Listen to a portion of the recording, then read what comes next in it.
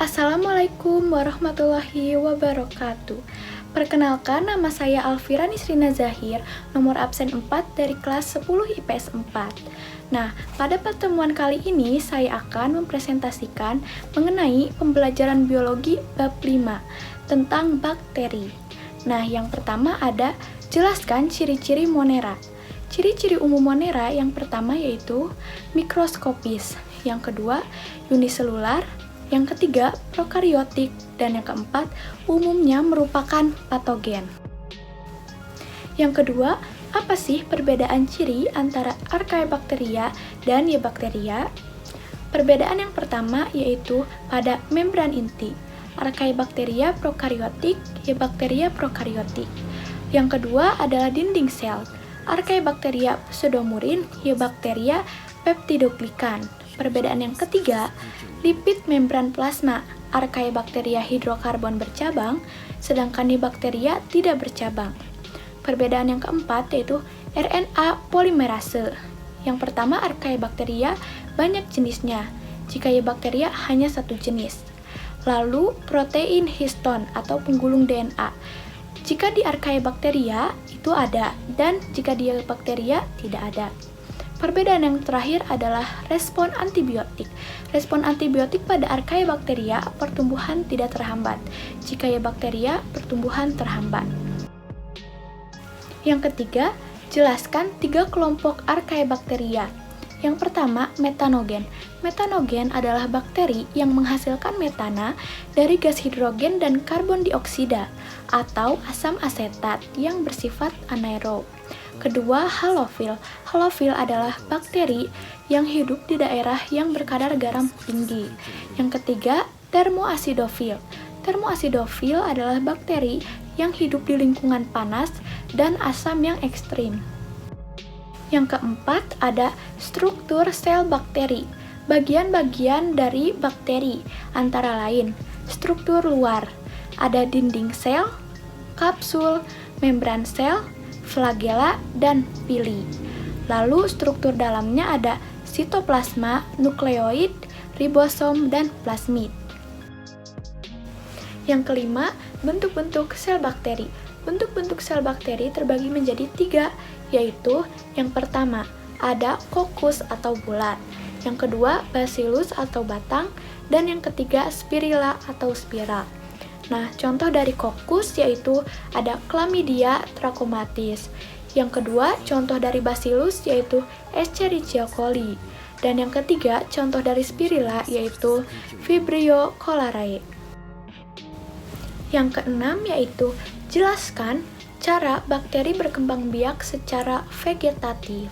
Reproduksi vegetatif atau aseksual dilakukan dengan cara pembelahan biner, yaitu pembelahan dari satu sel menjadi 2 sel. Cara-caranya yaitu yang pertama, pemanjangan nukleoid. Yang kedua, nukleoid terbagi, dinding sel dan membran mulai membentuk sekat atau septum.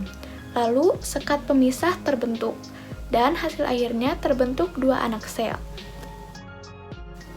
Yang ketujuh, yaitu jelaskan cara bakteri berkembang biak secara generatif. Nah, di sini ada 3 cara, yaitu yang pertama transformasi, yang kedua transduksi, dan yang ketiga konjugasi. Nah, yang pertama, transformasi yaitu masuknya DNA bebas ke dalam sel bakteri. Transduksi yaitu pemindahan materi genetik lewat perantara bakteriofage. Nah, konjugasi adalah pemindahan atau pertukaran materi genetik secara langsung melalui kontak antar sel dengan pilus. Umumnya terjadi pada bakteri gram negatif. Yang kedelapan, jelaskan tipe-tipe bakteri berdasarkan banyaknya flagel. Nah, di sini ada 5 jenis. Yang pertama ada atrik atau tanpa flagel.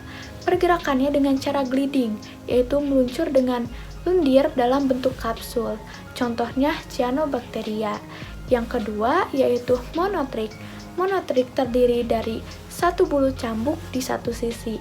Contohnya Pseudomonas aerugmosa. Nah, yang ketiga lovotrik. Nah, ini itu terdiri dari banyak bulu cambuk di satu sisi. Contohnya, Pseudomonas fluorescens.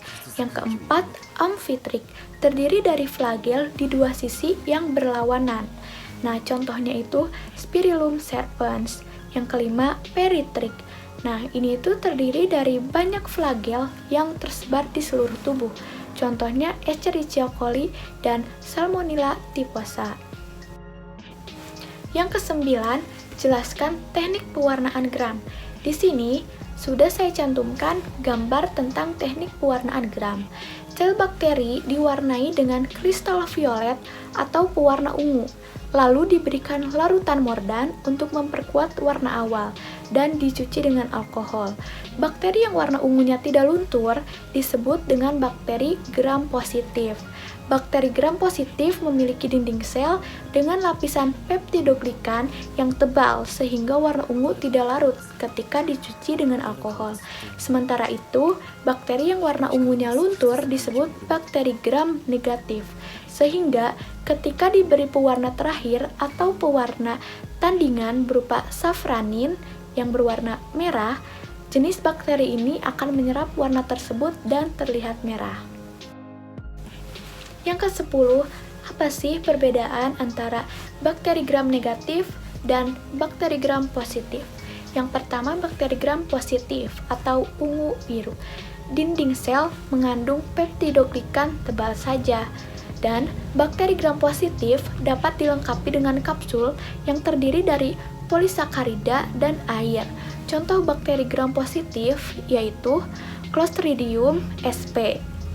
Nah, untuk bakteri gram negatif atau merah, dinding sel mengandung peptidoglikan dan lapisan lipopolisakarida atau LPS. Bakteri gram negatif memiliki kapsul yang merupakan lapisan LPS.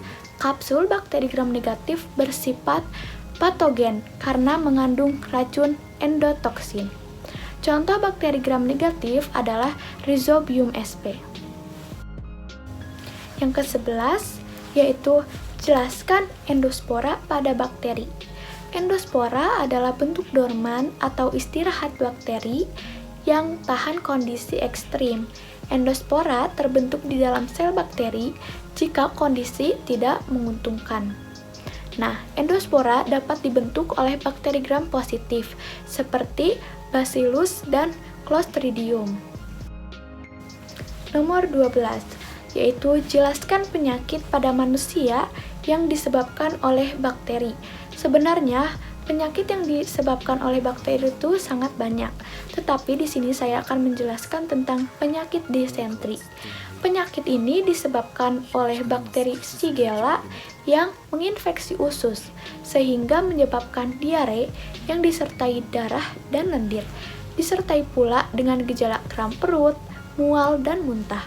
Bakteri Shigella ini berasal dari makanan atau minuman yang kotor dan kurang bersih. 13. Faktor-faktor yang memengaruhi kehidupan bakteri.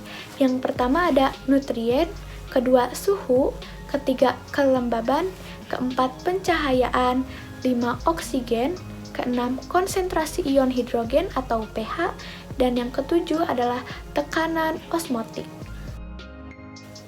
Nomor 14, yaitu jelaskan peranan bakteri pada manusia. Peranan bakteri pada manusia ini ada dua, yaitu ada yang menguntungkan dan ada yang merugikan. Yang menguntungkan yaitu sebagai pembusuk makanan di usus besar. Yang kedua, pembuatan insulin. Nah, yang merugikan yaitu menyebabkan penyakit-penyakit pada manusia, contohnya seperti disentri tadi. Nah, nomor terakhir yaitu nomor 15. Di sini ada proses sterilisasi dan pasteurisasi.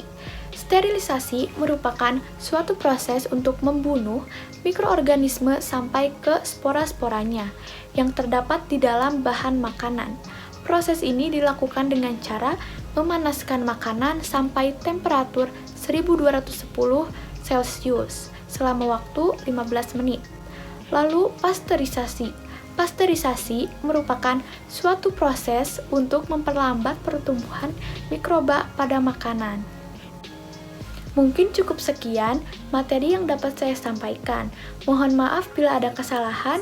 Semoga bermanfaat. Terima kasih. Wassalamualaikum warahmatullahi wabarakatuh.